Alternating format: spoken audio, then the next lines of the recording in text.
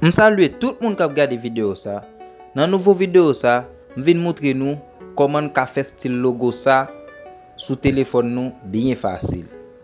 Pas oublier like vidéo si vous nouveau sur channel là, abonnez à la channel là, quittez un commentaire.